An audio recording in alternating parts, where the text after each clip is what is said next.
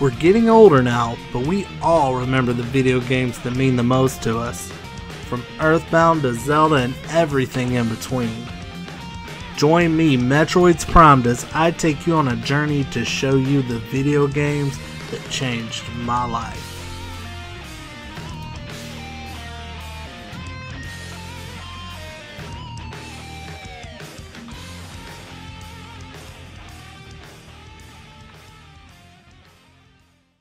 Hey guys, welcome back for another episode. This week we're going to be doing my top 10 Nintendo 64 games. And like I've said with other lists, this isn't a definitive top 10 list, but it's just my personal opinion. So with that being said, let's get started. My number 10 is from a fighting franchise that's a favorite of mine, and that is Killer Instinct Gold.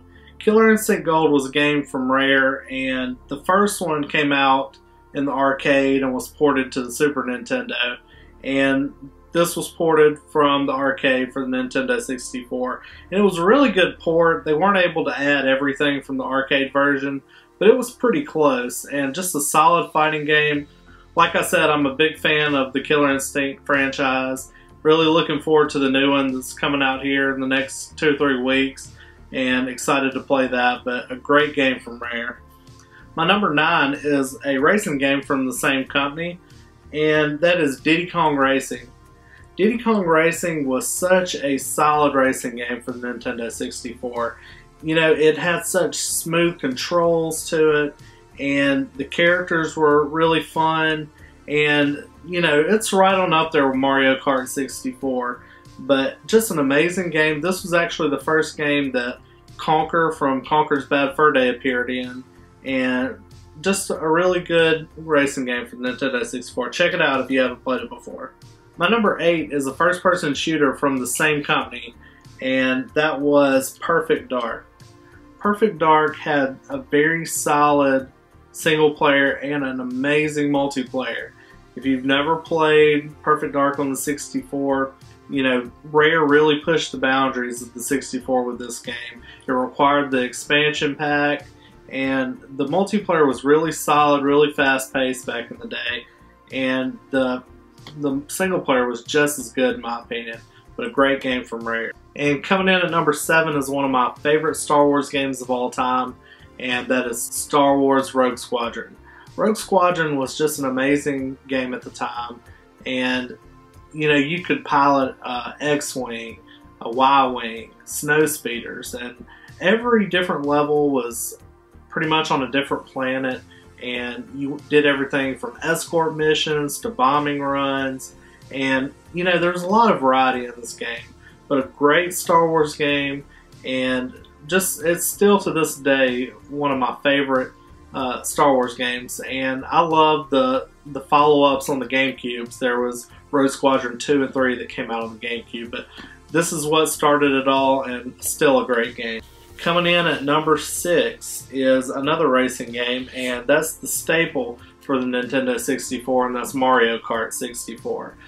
I have such fond memories of sitting around playing with my brother and his friends, and we played Mario Kart 64 for hours and hours, and we just had such intense battles, and I think that's what really puts this game in my mind over Diddy Kong Racing, is just the nostalgia of playing this with my brother and his friends. But an amazing racing game for the Nintendo 64. I'm sure everybody's played this, but if you own a Nintendo 64, you've got to own this game. And coming in at number 5, either you love it or you hate it, and that is Zelda Majora's Mask.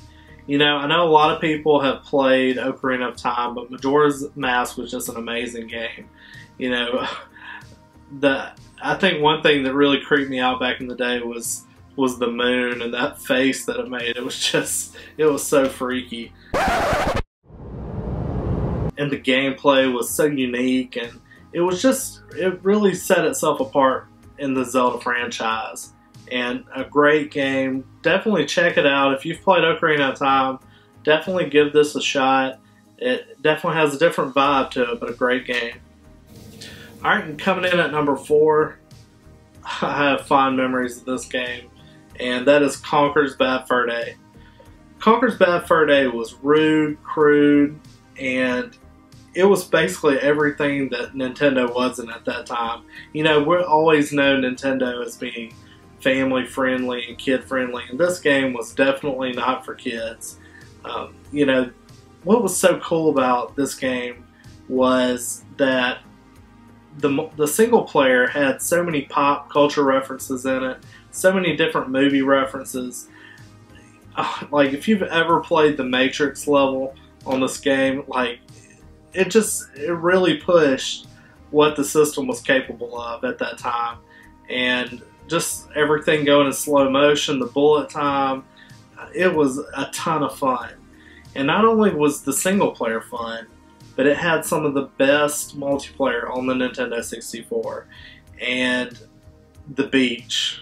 If you've ever played the beach with your friends, basically you're on the beaches of Normandy, and it's the teddies versus the refugee squirrels.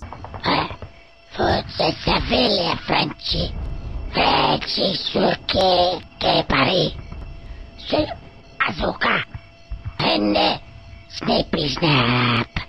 And you actually can play it by yourself and have the computer play as bots of the squirrels, and you can stand up and try and snipe them off. But basically what they're trying to do is get past you, and you're guarding a bunch of like turrets, bazookas, machine guns, and you're trying to run past them to get to Paris. And of course their job is to kill you before you can get to the tunnel. But I mean, I remember every afternoon we would go over to my friend Marshall's and we would play this just for hours and hours. And a great game, definitely a must-own for the Nintendo 64. I know the price is getting on up there, but this is definitely worth it. I mean, to this day, it's definitely worth it. And coming in at number 3 is probably the best first-person shooter on the platform, and that is GoldenEye. GoldenEye was one of those rare games that the single player was just as good as the multiplayer. You know, I remember going through the levels and trying to unlock everything with my brother. You know, you could unlock like paintball mode, and golden gun mode, and all that other stuff. But, you know, we would really try to unlock everything for this game. And then, you know, we really got our money's worth from the multiplayer. And I remember all of us sitting around playing on a like 13-inch TV, split 4 ways, and, you know, we didn't know any better at the time, but we loved it. And, you know, still this day, I just have such fond memories of all of us playing this game.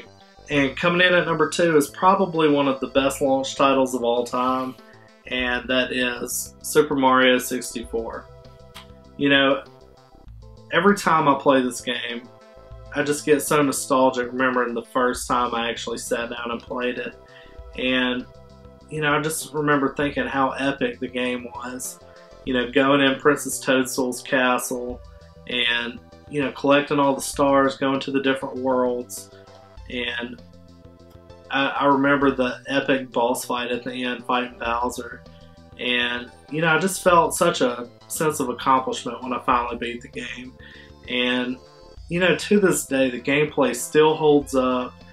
You know, they're still doing remakes of this game. You know, I actually have it on the Nintendo DS, and I'm sure it's available on the Wii U marketplace, but still a great game.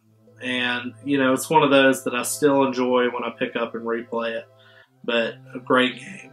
And coming in at number 1 is probably my favorite, or one of my favorite games of all time.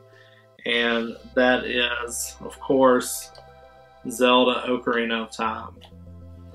Every time I play this game, I think of Christmas morning, because that's when I got it.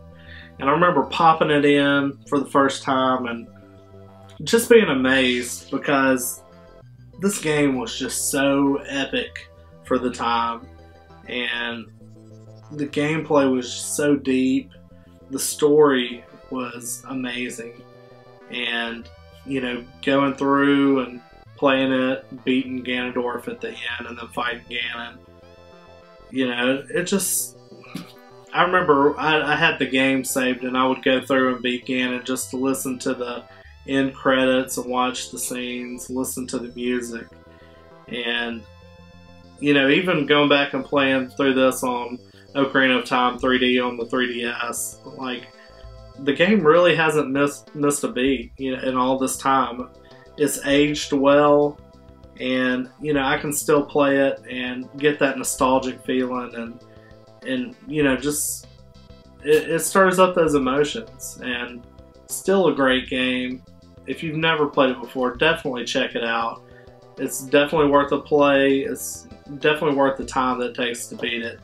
And you know, I know several publications have named it, you know, the best game of all time, but it's really deserving of that. And it's one of those few games out there that can really stir those emotions in you, and very deserving of the #1 spot on my list.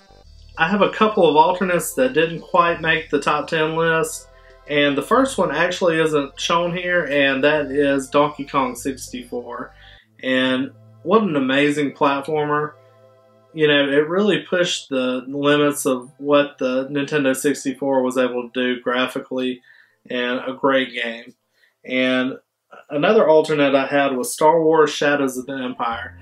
And, you know, this game was so cool because it really mixed up a lot of different types of gameplay into one game. You know, one mission you might be flying a snowspeeder. You know, the next mission you might be on foot fighting stormtroopers. And another level you might be in a race on a speeder. You know, and then it just constantly swaps up. You're always doing something different on this game. But a great Star Wars game, and definitely check this out if you haven't played this before. It's definitely one of those hidden gems for the Nintendo 64. And of course, Star Fox 64.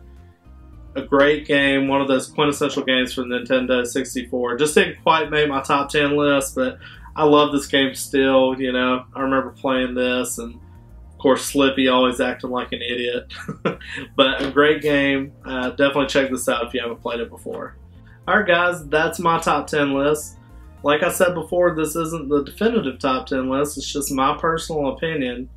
But that's where you guys come in. I'd love to see some comments down below where you're telling me what's in your top 10 list. Guys, thank you so much for subscribing to this channel. Please don't forget to like the video, and as always, we'll see you next time.